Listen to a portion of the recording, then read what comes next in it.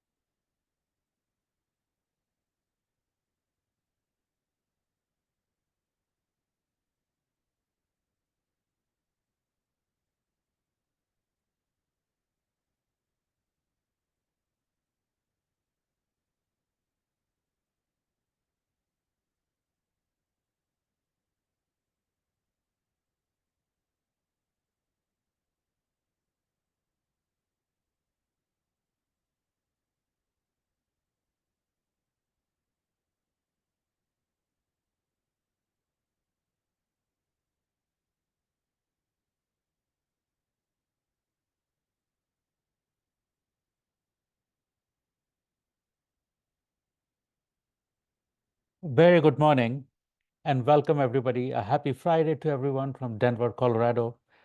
Good evening to our fellow colleagues and guests joining in from India.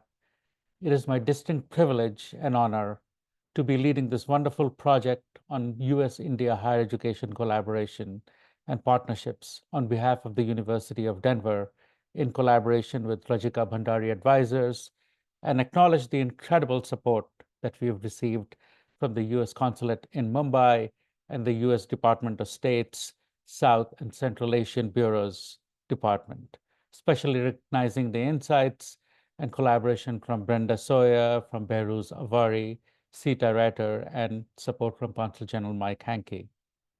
My name is Uttiyo Raychaudhuri, and I am the Vice Provost at the University of Denver and faculty in the Department of Geography and Environment. I have been in the field of higher education for over 2.5 decades here. I came to the US as an international student from India, and this project is very close to my heart. Uh, in our role in trying to further US higher India education collaboration and partnership, we have the University of Denver.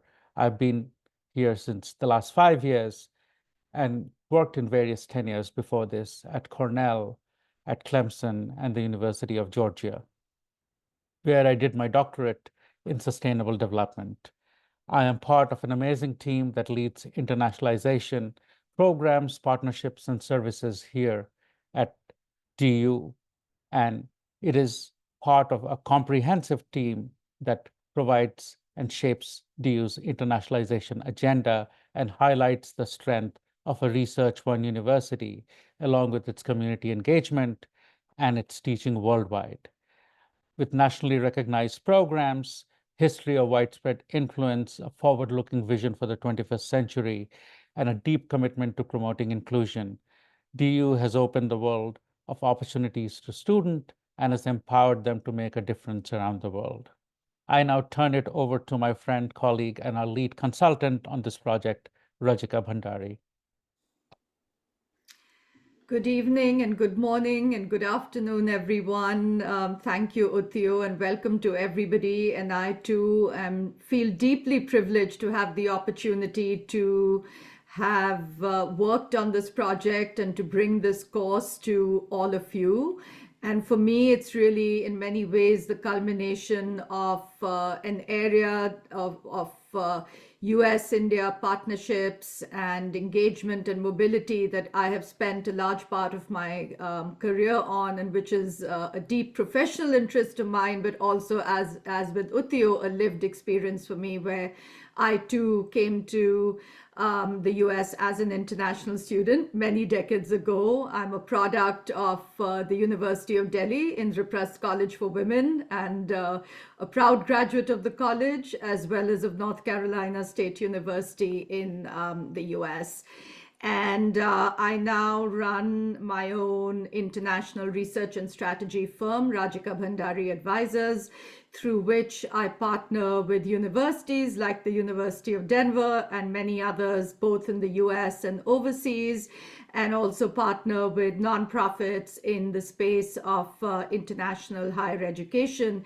And prior to launching my own firm, I spent almost 15 years at a very large nonprofit in the US that some of you may have heard of or engaged with, called the Institute of International Education, or IIE, where I led all of their research and thought leadership focused specifically on student and academic mobility.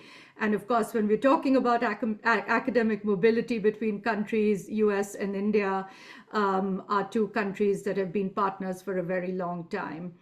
I also write and speak extensively on international higher education and specifically international student issues.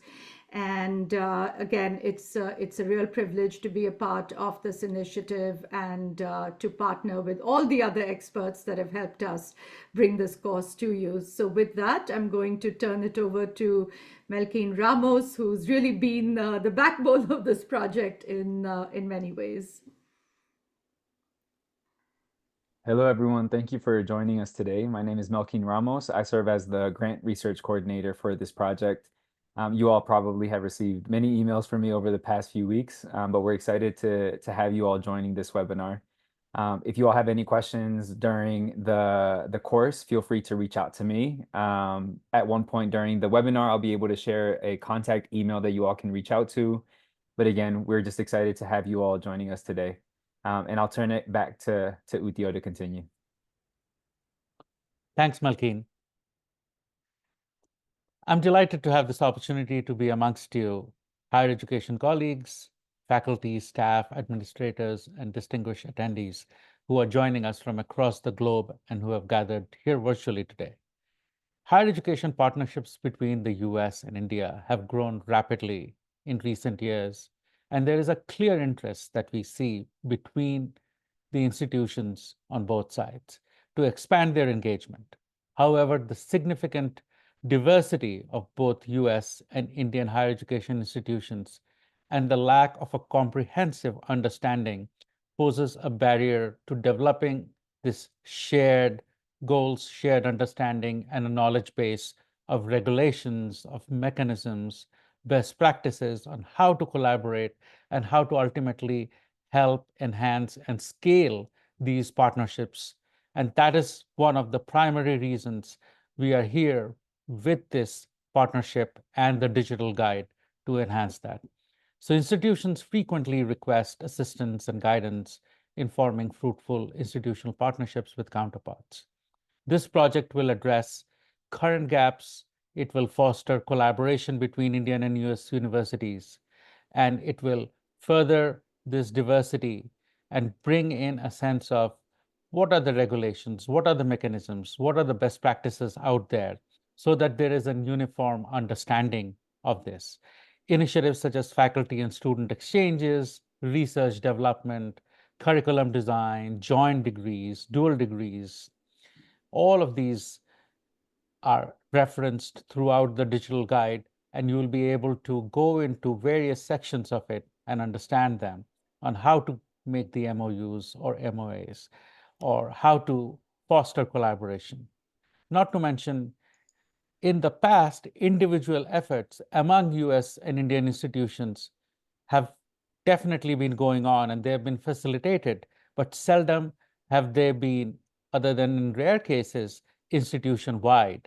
And our goal is to really bring it to a level where there are institutional to institutional partnerships, institution to non-government partnerships, partnerships broadly across all of higher education and with the community.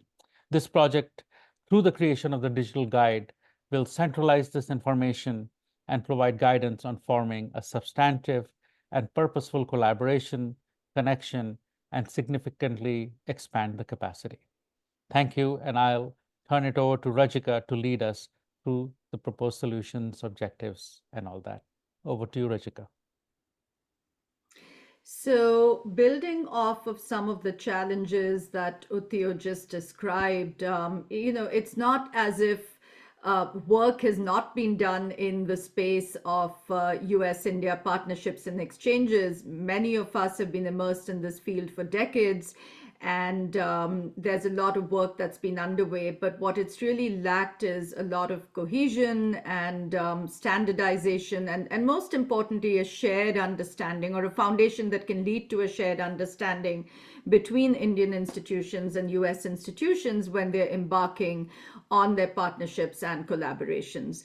So the initiative that we've developed really offers a five-part or a five-pronged solution to addressing some of these barriers and challenges. At the heart of it is a very robust online course, a detailed online course with 3 modules, and within it several units that I'll talk about in a second, which is in the form of a digital guide on internationalization, and really takes you through sort of Internationalization 101, or introduction to some of the basic concepts of internationalization, both in the US and India context, to more advanced ideas around what are the policies in both countries that really undergird the ability to engage in internationalization, and what are the impacts of some of those policies, understanding, for example, the national education policy in India in great detail and how it relates to internationalization, etc. After engaging in the course and its modules, the course culminates in what we are calling a capstone project. And Uttiyo is going to share more about this later. But this is sort of really where you begin to apply everything that you've learned through the course and the digital guide, and really begin thinking about how do you take these ideas and take them back to your institution to really apply them and begin to address the very specific internationalization issues or challenges that your institution is facing, or ideas that you would like to embark on within your institution. And ultimately, what the goal of all of this is that it's really going to enable both Indian academics, all of you who are at various institutions across India, as well as US academics, to really truly engage in long-term collaborations and partnerships. And so that is the ultimate goal of all of this work. And as we think about this very in-depth digital course that we've created, it really has 5 specific objectives. And at the outset, sort of the broadest objective is to really enable Indian institutions and US institutions to develop a very in-depth and nuanced understanding of what each other's education system or higher education system is actually about, but also the diversity and complexity. Both the US and India are incredibly complex countries, and understanding what the history, the evolution, the varied nature of the sectors is in both countries is really the foundation for forming effective partnerships. The second objective that builds upon understanding the higher education context is really understanding what do we mean by internationalization in both countries. And this is really important because very often internationalization may mean one thing in one country and quite another in a second country. So this is the second objective. The third is to really get into the details of understanding the procedural, the administrative, the logistical, and the policy-related issues that really enable effective collaborations and partnerships to move forward. The fourth is, as I shared earlier, not just learning about these concepts, but really thinking about how to turn them into action and how to actually apply them to your very unique context at your institution. And finally, the final objective again is, this is not just one course or one digital guide, but that it really provides the foundation, and it's sort of one stepping stone towards continuing to further higher education partnerships, exchanges, collaborations between the US and India through higher education institutions. I want to take a minute to just mention the amazing people who are actually going to deliver this course. And, Uttiyo and I and Melkeen have merely been the stewards, but these are really the experts. And we have managed to assemble 21 of what I would say are your top global experts in the US, in India, who are experts in their specific areas of higher education and especially international higher education. And really, I mean, I feel so incredibly lucky that when we approached all these people, they were willing, and they've shared their knowledge, their time with us very, very generously. So this is, of course, just a very quick list, but these are the people who have delivered and prepared all of the unit and content that you will get to partake in if you take this course. So a very special thanks to all of them, and you're going to later on hear from 4 of them in today's session. Let me say a very quick word about the overall course framework, and of course we'll later on sort of get to take an actual quick look at it, or Melkeen will share more information later. But basically, all of the ideas and concepts in this course are broken down into 3 very broad modules, and each of these is progressive. One builds upon the other, and each of them has detailed units within it. So the starting module is sort of a broad introduction to overarching concepts about internationalization, both in the US and India, and then specific topics within that. We then move on to really taking a very nuanced look at what exactly does internationalization mean within the US and India context. And here it would include topics such as really better understanding US community colleges, which might not be well understood by an Indian higher education audience, discussing the national education policy and its implications for internationalization, etc. And then the final and culminating module is, so we've understood internationalization, we've thought about it in the context of the 2 countries, but now how do we actually implement it at Indian institutions? And that's really the focus of the 3rd module. And again, these are progressive, building upon one upon the other. And I'm now going to turn it over to Uttiyo to talk about one of the other really key components of the overall project. Thank you, Rajika. As you all heard today, this course benefits a really promising area of growth to build on this collaboration between higher education institutions in India and the US. Both of the countries are rapidly developing education systems, a diverse cultural background, and they are both trying to leverage their resources and increase research outputs. So one of the things that we are doing on this optional capstone project that you'll be able to access at the end of this course is to create a capstone that will help you create a deliverable project which is relevant to you and to your institution.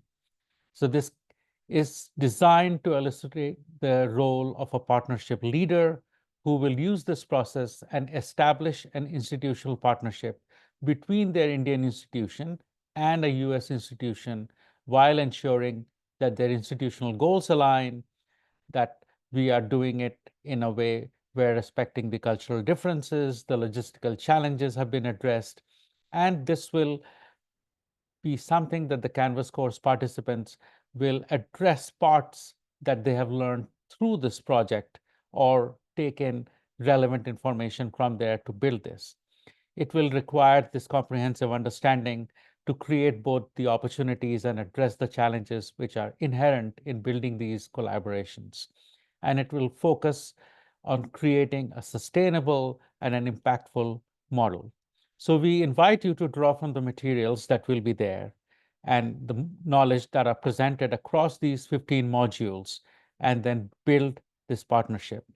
As a result of folks who submit work on the capstone project, the US consulate in Mumbai, and we hope to be able to select up to about 10 faculty or staff from Indian institutions who we will provide the unique opportunity to travel to the US, paid by the embassy. And this will be to attend the Internationalization Summit that would happen in the second week of April at the University of Denver, but also be in Colorado throughout that week to have a chance to meet other higher education institutions and a chance to meet with the Department of Higher Education, other collaborators, leaders in the field, and have a chance to implement and work on this project and further their learning about this. Please note that the deadline for the capstone project is Saturday, Feb 15th, and you'll be able to submit this project once you are able to finish the course and this capstone project shows up as one of the last elements in this online course module. I now turn it over to Rajika to introduce our stellar lineup of experts who are here on the panel and have them lead away, sharing a little bit about this project. Thank you, Uttiyo. And before I introduce our wonderful panelists, I just want to thank many of you who've introduced yourself in the chat. It's just amazing to see the institutions that we have joining us from India and many other colleagues joining us from the US as well. So thank you for that. And I also want to remind everyone, if you have specific questions, please put them in the box that you see at the bottom of your screen that says Q&A. That's where we will be pulling questions from when we move into the open discussion portion of our webinar.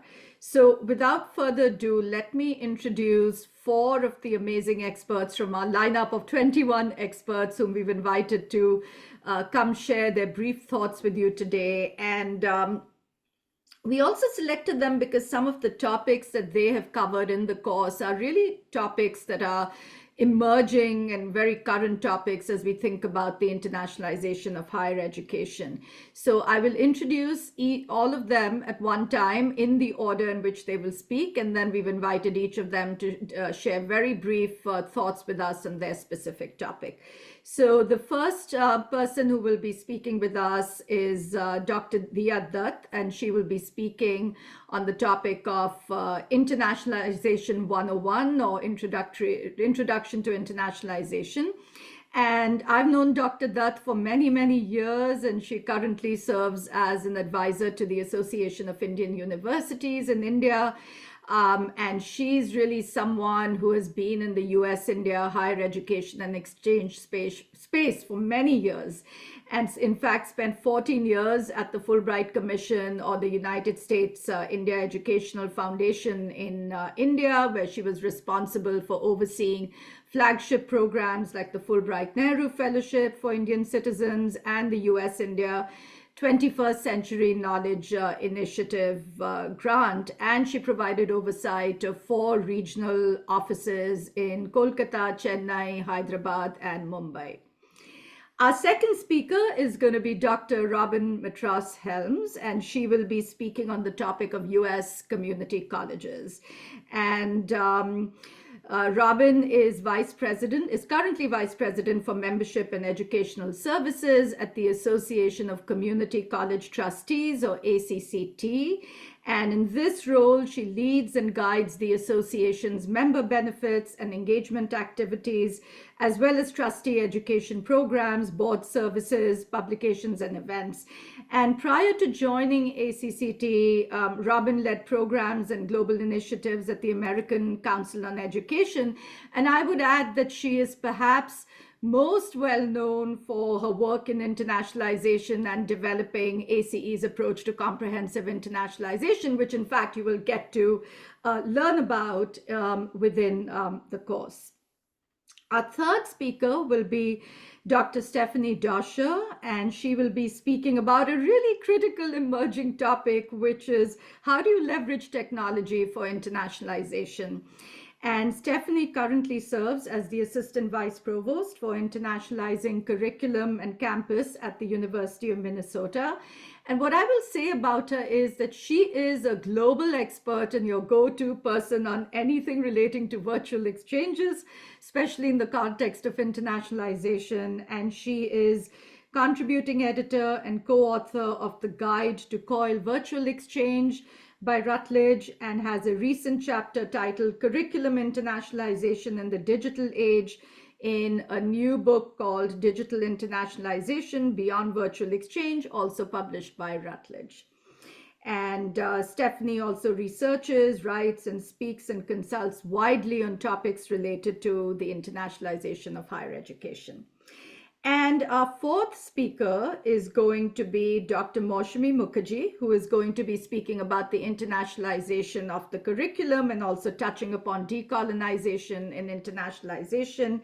And Mousumi is currently Associate Professor and Deputy Director, leading the Center for Comparative and Global Education within the International Institute for Higher Education Research and Capacity Building at O.P. Jindal Global University. And she's also been appointed as Honorary Senior Fellow of the Faculty of Education at the University of Melbourne. And Mousumi is really someone who brings very, very deep engagement between India and other countries, and especially between the US and Australia, and is also a distinguished Fulbright alumna. And last but not the least, she is the Vice President of Research and Partnership Development at the very important STAR Scholars Network, and is a Research Standing Committee member of the World Council of Comparative Education Societies. So this is an incredible panel, as you can tell from there. What I've shared is just sort of a very brief introduction to their deep expertise, but let's hear more from them. And Diya, we will turn it over to you to get us started.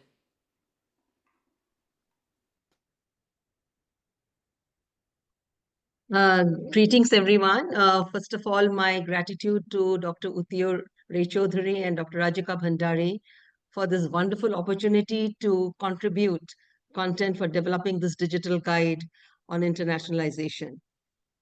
I, along with my collaborator, Krista Northup, who's the Director Global Partnerships at University of North Carolina, Chapel Hill, worked on Internationalization 101. So this unit has 4 sections, which provides an overview of key terms, concepts, and definitions of internationalization, structural framework of international offices at institutions, various modes of internationalization, and range of influences, both internal and external, that can impact internationalization efforts at institutions. So let me briefly touch upon each section. As many of you know, that India and the US share many commonalities. Our societies are deeply embedded in values of civil society and democracy. The Indian imagination of higher education is also very driven by the United States. Universities like Harvard and MIT have played substantive role in establishment and development of Indian institutions like IIT Kanpur and IIM Ahmedabad. But still, there are major differences in higher education systems in the United States and India. So it is important to establish a shared understanding of what and how terminology is used when talking about international education concepts. So this section will help to ensure participants have a strong foundation of understanding of the course. We have traced the definition of internationalization, which has evolved from a predominantly Western-centric perspective to embrace a more decolonial approach, incorporating insights and contributions from scholars in the Global South. The second section dealt with international office structures, where we discuss the merits and demerits of a centralized versus decentralized model, and the critical role that is played by a senior international officer at US universities. And as many of you know, that the National Education Policy 2020 encourages Indian institutions to have an international office to coordinate all international activities. So this section is going to provide very useful information to Indian institutions as they develop their own structures which suits their institutional needs. We've also spent some time discussing about modes of internationalization, which are already well-known: student mobility, curriculum internationalization, and research collaboration. But we've placed also extensive emphasis on equitable partnerships. It's very important that while North-South partnerships hold tremendous potential, they need to be rooted in a commitment to fairer, more inclusive, and more sustainable relationships between the partners. Partnerships should go beyond student recruitment. India has lots to offer its partner in terms of frugal innovation. It is well known that cost of India's mission to Mars was less than the production cost of Hollywood movie Gravity. So when partners from India and the US come together, it is not only about sending students from here to the US, but also the Indian partners can offer a lot to their foreign institutions.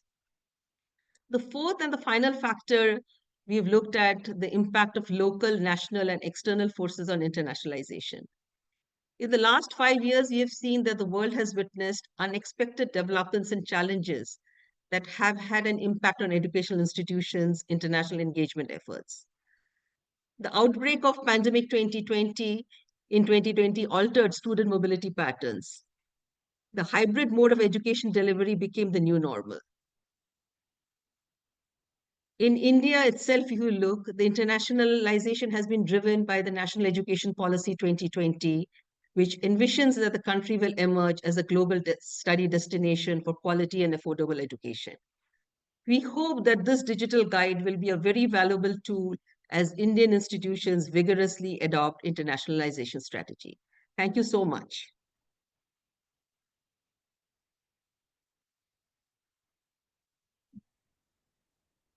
I now turn it over to Stephanie, or to Robin to take it ahead. Robin, over to you. Thank you very much, Dr. Dutt, and thank you everyone for the opportunity to be here today. And a special thanks to Rajika and to Uttiyo and to Melkeen for the opportunity to contribute to this project. So I'm Robin Matros Helms, Vice President for Membership and Educational Services at the Association of Community College Trustees, or ACCT. We are a membership organization based in Washington, D.C. that supports and advocates for the U.S. community college sector. We're currently building a portfolio of projects and programs designed to provide global partnership and education opportunities to U.S. community colleges and their students. And I'd like to note that for my course module, I partnered with Dr. Swati Majumdar, who is Pro-Chancellor of Symbiosis Skills University.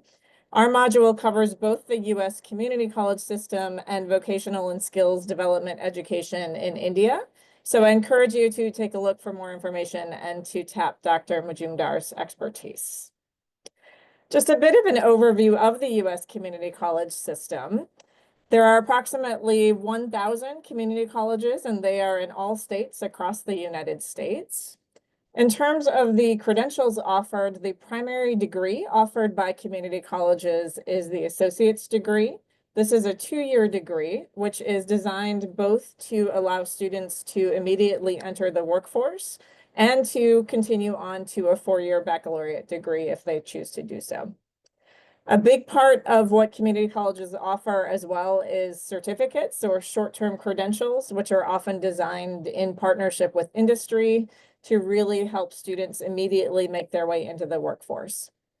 We do have some community colleges that offer a 4-year baccalaureate degree. Typically, this is in particular fields of high workforce needs in the geographic area where they're located. Overall, the U.S. community college sector educates approximately 40% of U.S. undergraduate students. And one of the hallmarks of the community college system is an enduring commitment to access and affordability. So community colleges are open access institutions. There are no test requirements, minimum grade point averages. They really are designed to be open to all members of the community. And the tuition for community colleges is typically substantially less than for many other sectors of U.S. higher education. Another hallmark of the system is their deep community connections. So community colleges really are designed to meet the needs of their local economies, their local employers, and their local communities and society broadly. So they maintain a lot of partnerships and are very much integrated into the fabric of their local communities. Workforce development, partnerships, and expertise are also a particular strength of community colleges. So our colleges often are working with local industry for apprenticeships, internships, upskilling, and reskilling programs for students. I would also say, working in the community college sector, that I am especially impressed by our institution's agility, creativity, and responsiveness. So they are very adept at meeting evolving local needs for the economy and as things change, bringing new programs online, adapting curricula to make sure that they really maintain up-to-date and relevant skilling opportunities for students. Because of the open access and affordability mission of community colleges, they are also committed to providing holistic student support. Many students in community colleges come from less advantaged economic backgrounds, and so colleges are very attuned to meeting basic needs as well as academic needs of our students. They have a multi-generational student base, so students of all ages are enrolled, some coming for initial skilling, that first degree right out of high school, but also for upskilling and reskilling for making shifts to different industries in their careers. Overall, community colleges have an evolving and increasing value proposition. This is very much reflected in public opinion polls that show that community colleges are looked upon very favorably by the US public, as well as having bipartisan political support. Next slide, please. In terms of partnership opportunities, and I appreciated the question that came up in the chat about where these opportunities may lie. ACCT is currently convening the India-US Workforce Development Coalition, and in a moment I'll put a link to information about that initiative in the chat. But what we are learning through this project is that there are some key industries that are particularly of interest in terms of workforce development, both in the US and India, and that are a particularly good focus for partnerships between community colleges and Indian institutions. So far, some of the key industries that have been identified are advanced manufacturing, infrastructure development, global health, and lifestyle fields like social media management and fashion. And then among these industries, there are some through lines, particular fields that cut across all industries. These include cybersecurity, AI, data analytics, sustainability, and entrepreneurship. And then in addition, there are also what one of ACCT's corporate partners has termed human endurance skills. So sometimes known as soft skills. Again, these are the skills that all students need regardless of their chosen careers. Basic math, reading and writing, critical thinking, problem solving, cross-cultural communication, and the ability to learn new technologies. So all of these areas are particularly ripe for a focus for academic collaborations with community colleges. Also, Dr. Dutt touched upon this, the importance of multifaceted collaborations that involve different kinds of activities. So the opportunity for virtual engagement, short-term student and faculty exchanges, knowledge sharing among these very important industries, and other activities as well. Also, the opportunity in working with community colleges for providing education across the life cycle. So often for education abroad initiatives, for example, or international students coming to the US, the focus is on those younger students. But by working with community colleges, you can reach some of your other populations as well. I had mentioned that community colleges take this holistic approach to supporting students. And so thinking about interdisciplinary, holistic, and creative educational approaches in collaborations is a great area also to be developing with our community college partners. So again, I mentioned our current initiative. I'm going to put some more information in the chat and look forward to ongoing conversation. Thank you.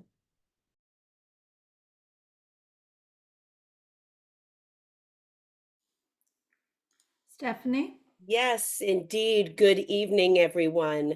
My name is Stephanie Dosher, and I serve as the Assistant Vice Provost for Curriculum Internationalization at the University of Minnesota. We are a 5-campus system throughout our state. We are a Research One institution, and we are deeply committed to the well-being of the citizens of the state of Minnesota. And we know that we can only protect and maintain our own well-being in partnership with peoples all around the world, especially in India. And I'm so delighted to be here to share with you some information about the module on technology-enabled internationalization, which I could not have written without the equitable and inclusive and exciting and inspiring partnership of co-authors, Drs. Nidhi Putela and Priya Grover from the Symbiosis Center for Management Studies in Noida. They are here today, and I applaud our longtime partnership together. Nidhi and Priya and we share a particular perspective on internationalization, that it is really about connecting our institutions and their many, many stakeholders with the world's knowledge, production, and exchange network. And to do that, to reach all of our faculty, all of our staff, and especially all of our students, and to serve our communities, we need all of the tools that are available to us. More than simply trains, planes, and automobiles to connect. We need to use technological tools. And it is important that we be able to communicate to our institutions, our leaders, our communities, why technology-enabled strategies are necessary, that they are not a competition for mobility, but they are a complement to mobility. They allow us to do so much more than if we only depended on going here and there. And we really need to know, as leaders of internationalization, which are the appropriate strategies that we should choose for our mutually agreed upon goals with our partners. We will share with you how we suggest you might approach this process of deciding which strategies for which goals. But you're probably already thinking about all of the challenges that are part of this work. I mean, here we are in this digitally enabled third space, gathering together, and we are going to approach content in a digitally enabled third space, which is Canvas. But already in the chat, we've had people saying, oh, I'm already thinking about lots of challenges to these partnerships. We do share those in our module. So we want you to know that our module goes way beyond simply teaching and learning, that there are so many goals we have within internationalization. We do want to introduce our students to places that they could engage with foreign institutions outside our universities, our colleges, our communities to study abroad. But we also want to innovate together. We want to do research together. We're interested in technology transfer. We're interested in service learning. So what we do is we organize our module into different buckets or categories, ways of thinking about this work. First of all, we organize our module in terms of investment, because we know that we all come from different contexts with regard to the resources, the financial and physical and technological resources that we have available to us. So there are many things we can do with a low investment, moderate, high, or some really exciting, innovative things that may require new investments and high resource investments. So we organize our module according to those investments required. But we also organize our module in terms of different goals that you and your US partners might want to achieve. We provide for you specific links to resources to implement the strategies that we suggest, because some of these may be very new to you and you want to learn more. And finally, we share with you specific benefits to these strategies and also challenges that you might face, and invite you to think about ways to overcome them. Would you share the next slide? So, as I was just saying, we want you to think about our module in terms of the mutually valued goals that you and your US partners may agree upon. So we first think about the goals, and then we think about equitable, inclusive, accessible, and productive strategies that involve technology for reaching those goals. So here are a couple of examples that you'll find in the module. Perhaps you want to expose students to foreign study destinations. Well, we suggest ways that you might produce virtual tours of campuses and communities. Perhaps you want to offer to your students experiential international learning. We have resources and information about extended reality simulations, even ways that you could put on plays together or do field research together and do laboratory research together. Perhaps you are very interested in working with, say, a community college partner on enhancing global employability. Well, Nidhi and Priya have provided incredible content on collaborative, virtual, industry-related projects and virtual internships for students. And finally, maybe you want to even stimulate collaborative research and innovation. Have you ever even imagined doing an online hackathon or creating virtual research environments with your US partner? There was a comment in the chat about overcoming language and time zone differences. We have tools for those too. So we are very, very proud of this module, and we're super excited for all of the innovations that we hope that you will implement using the ideas. Thank you, and I am so excited to pass it on to my colleague to share about curriculum internationalization together.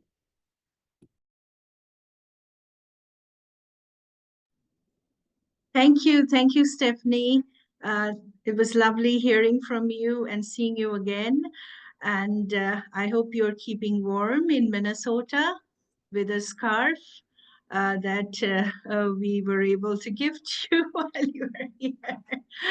Great. Thank you for showing it to our audience today. Hello and namaskar to all of you from OP Jindal Global University and Mousumi Mukherjee, as Rajika, my colleague, has already introduced me to all of you. And I actually worked on two of the modules for this particular course that all of you are going to take. One of the modules was in general on India-US partnerships, where I got to work with a very experienced internationalization expert from the US, Susan Buck-Sutton, who is currently a senior fellow at the International Institute of Education, and has worked for many years as a faculty and internationalization administrator at Bryn Mawr College and Indiana University, and has been on the board of members of organizations like NAFSA. And for this particular module on internationalization of curriculum, I got to work with Takeo Suzuki, who is currently executive director of the Center for Global Education at University of Tennessee, Chattanooga, and he has also very long engagement with India. He was in India himself as a Fulbright and has been doing a lot of work with Indian universities already. So it was a wonderful mutual learning process for me to develop these modules with all of them. But something conceptually a lot of people struggle with when we talk about internationalization of curriculum is also increasingly this global discourse on how can we decolonize internationalization of curriculum, because as we all know, internationalization of curriculum has a long history going back to colonial times, and how curriculum developed in the northern European context, globalized, went around the world as part of the colonial legacy. Now, this is a struggle in the field of internationalization of curriculum. How can we decolonize internationalization? How can we pluralize the curriculum content? And this is something we have tried to address in this particular module. So as part of the learning outcomes, although they might appear different in nature, you will gain a deeper understanding of the transformative potential of both internationalization and decolonization.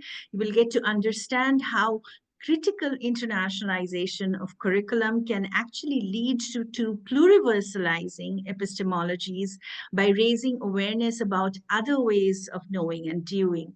And you will be also able to therefore get to develop your own agenda of curriculum internationalization in your own institutions in partnership with US organizations. So critical internationalization can complement the agenda of decolonization, acknowledging and understanding other ways of knowing and doing beyond just one-way process of curriculum transfer or internationalization following the modern Western Enlightenment ideals, something that happened during the colonial era.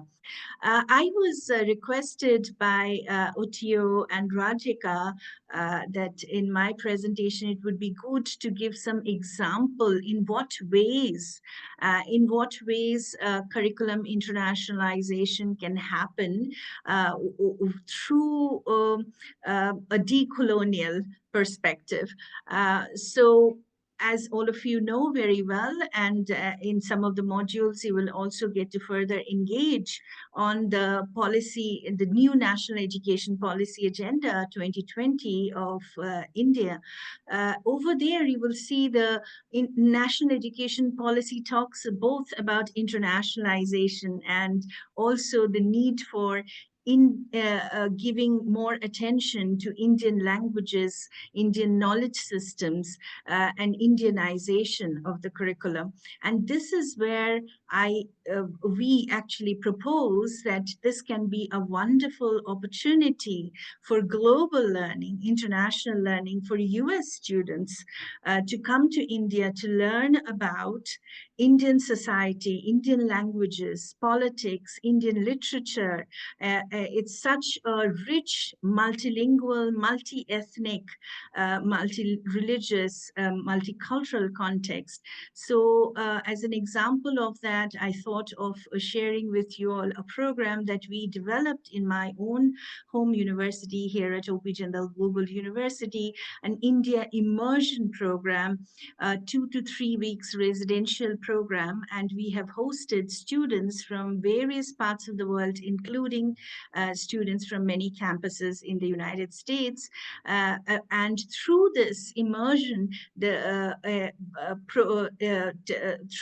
through this immersion program, the students get an actual experiential learning opportunity through field studies, internships, and also taking courses, short courses and seminars delivered by our expert faculty. And we even take them for various field visits, industry visits. So this is a wonderful opportunity whereby the students coming from the US can benefit to learn about India.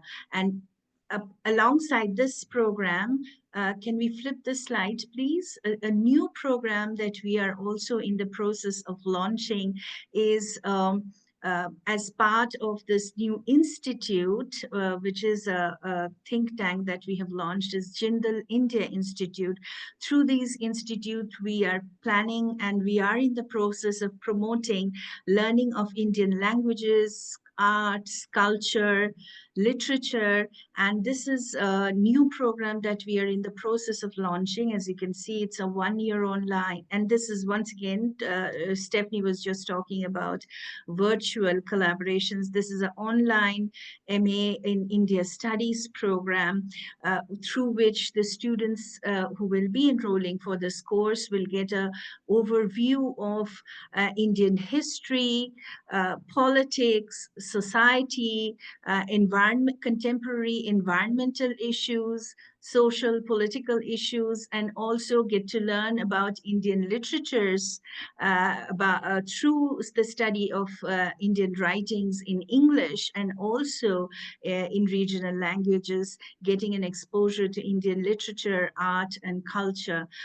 So this is a way in which American students can get deeper experience and learning about India and international experience. On the other hand, when international students arrive at our home campuses, those of you who are here in this room, all of you might be knowing about this entire agenda of internationalization at home, right? So it also helps our domestic students. Not everybody is able to physically be mobile, right? Not everybody is able to physically cross borders for getting international experience. But those students who come to our campuses are crucial in helping us to have internationalization experience or international experience for our own students in our home campuses.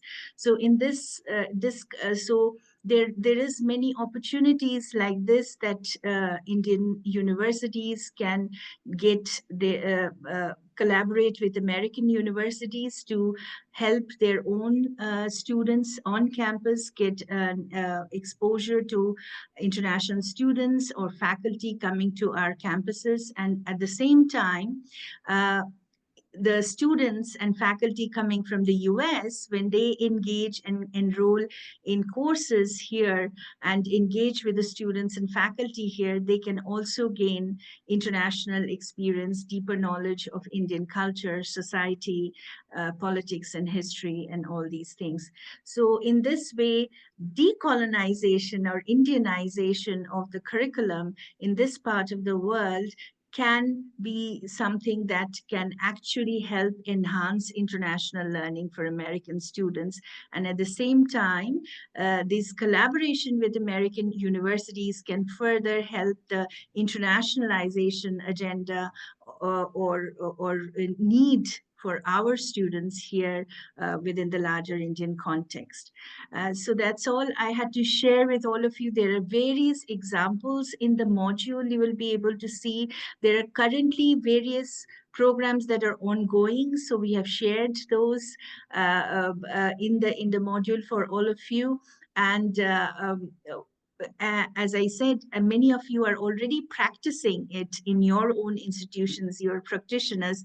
So as you engage with the module and as you engage with your colleagues enrolled in those modules, hopefully you will become able to come up with further new project ideas through which Indianization and decolonization of curriculum within the Indian context can become a ground for international learning and internationalization for students from the US and vice versa. Thank you so much for your attention and open to questions from all of you.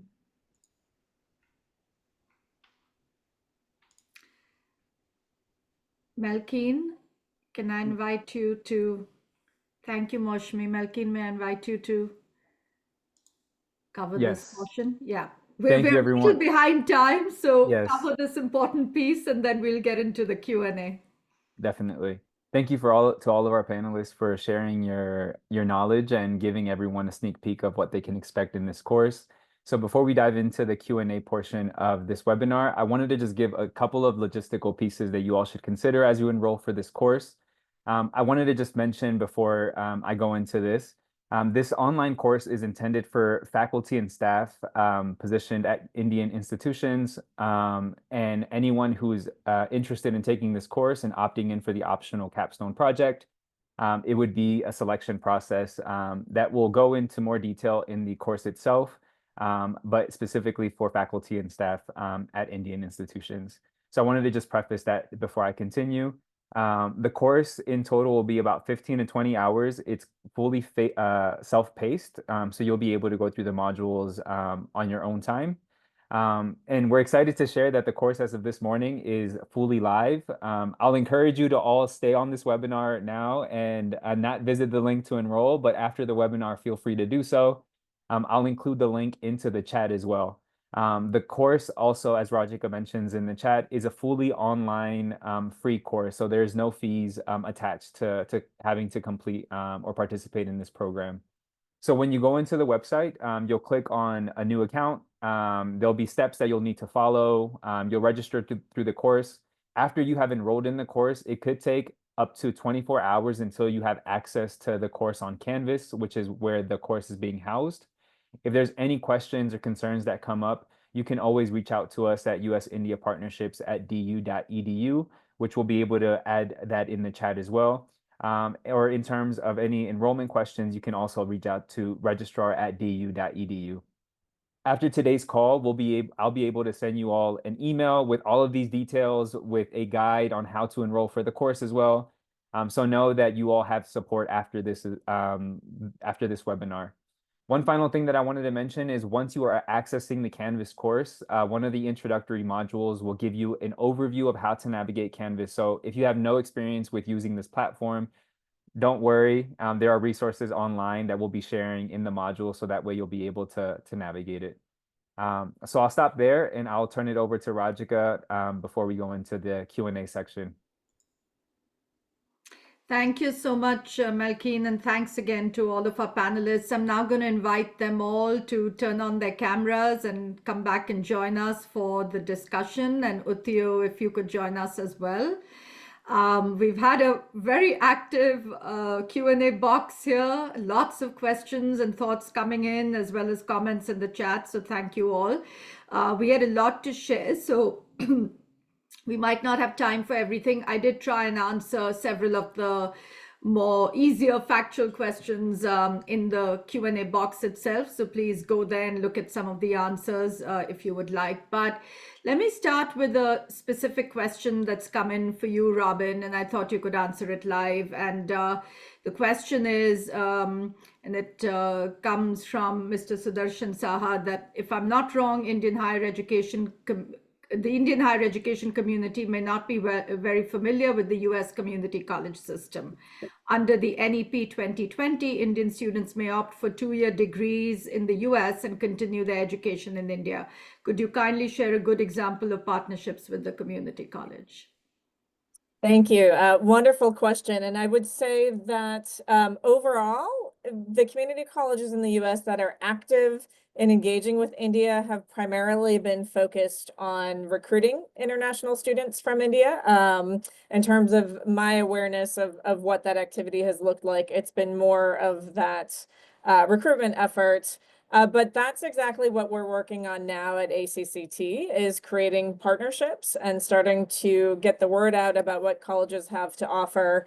I have been, in my 2.5 years now at ACCT and working with community colleges, overwhelmingly impressed by the commitment of leaders and the understanding of the importance of this kind of global engagement for their institutions, for their students, and for contributing to workforce needs and solving the big challenges facing us globally at this point. So the will is there, and the impetus is there, and the expertise is there. And at ACCT, we're starting to work on creating pathways to make those partnerships happen.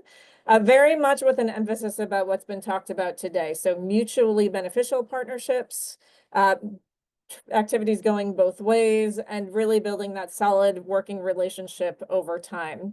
What I will say about the specific question about the 2-year degrees is that community colleges in the US, almost all of them have what are called articulation agreements with their local universities or state institutions nearby. So they are very adept at using that 2-year degree to prepare students to transfer into a 4-year degree. So I think the idea that potential is there for to adapt that model through partnerships with Indian institutions where students, as noted in that question, could do 2 years at a community college and be very well positioned with a good partnership and with solid articulation and working through the curriculum to transfer into a 4-year institution in India as well. We're also exploring the possibility of some 1+1 programs for students who are really focused on that 2-year degree. So 1 year in India, 1 year in the US, maybe with some internships and apprenticeship programs built in as well. So we're exploring all of these things, working through the details that have come up today and are covered in the course around credentials and credit transfers. But again, really underpinning with this solid approach of let's create the partnerships and the relationships, and then we'll be able to build from there as well. So definitely, if your institution is interested in exploring the community college landscape, feel free to reach out, and happy to discuss more as our work in this space expands. Thank you so much, Robin. Really, really informative. And I think this is a great teaser for people to really want to go in and take the course. So thank you for that. So here's a broad question, and whoever wants to take the first stab at it can, but it's an important and relevant one, and it comes from Mr. Pramod Joshi. And the question is, this is not a political, but it's a practical question. What impact, if any, might be expected on Indo-US internationalization due to the upcoming administration change in the US, January onwards? So whoever wants to take it away first, go for it. I'll take it. I'll be so bold as to say, we don't know. Mm-hmm. Yes, this is an emergent topic. But I can say that as in all types of political contexts, When it comes to higher education, those of us in this space, we want to connect. We know that we need to connect. We know that the problems that we face locally cannot be solved locally. Yes, they are so much more complex, and the world that we live in is so much more interconnected. We need knowledge, we need ideas from other parts of the world, as well as to share what we know. Yes. So in the higher education space, we want to connect under all circumstances. So I would encourage everyone to pursue partnerships without fear. And as the context emerges, we adjust accordingly and we find ways to connect under all circumstances. This is one of the reasons that we need technology, because we may be held apart not just by political circumstances, but by environmental circumstances. Climate change will impact our ability to meet in a physical space. And we know from having survived the pandemic that even there are health reasons, yes, epidemiological reasons. So under all circumstances, political, epidemiological, social, environmental, we need to connect. Thank you, Stephanie. Really, really well said. And I think those are really inspiring words. And if I may add to what you're saying, I think if we look at the arc of history, of recent history, under almost every administration, India-US partnerships have actually remained very strong. And for all of the reasons that Diya had outlined in her remarks, there's a lot going for both countries as they're natural partners in many ways. And I think governments recognize that, institutions have certainly recognized that over time. And we see this only strengthening. And also just on sort of a closing note that, it's really, that's why this engagement from institution to institution is so critical, because no matter what might be happening at an overarching administrative or political level or with policies, if professors, if researchers, if academics can continue their person-to-person exchanges and engagements, that will really keep the door open to this type of very important, I like to call it soft diplomacy or educational diplomacy between countries. So I wish we had time for more questions. We answered a lot in the chat, but please continue to stay engaged. We hope you will sign up for the course, and I'm going to thank our panelists again and turn it back to Uttiyo for a couple of quick closing remarks. Thank you all. Thank you, Malkeen, for sharing the info to our folks on how to register for the course. This webinar is being recorded, and we will be sharing the recorded link. We will also post it on various forums so that you have access to it. But if you registered for this course, you will get an email with the link to the webinar. Thank you so much, Rajika, for all your insights and for helping us navigate all of this today, but throughout the course also.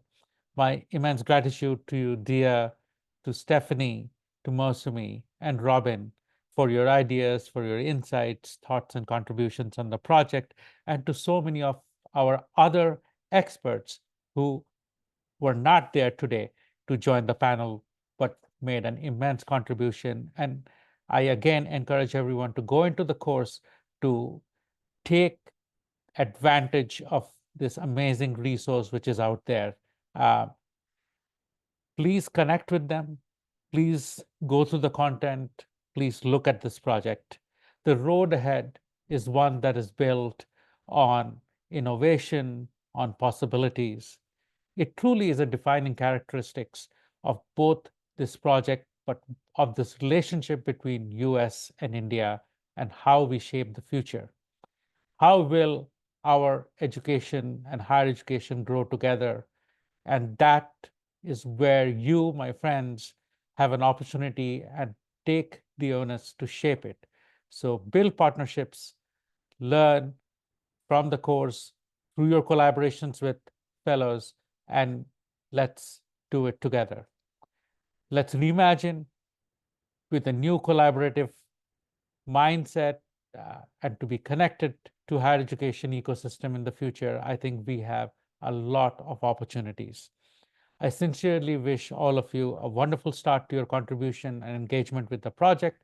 I can already see the emails flying in on the side as people are registering for the course.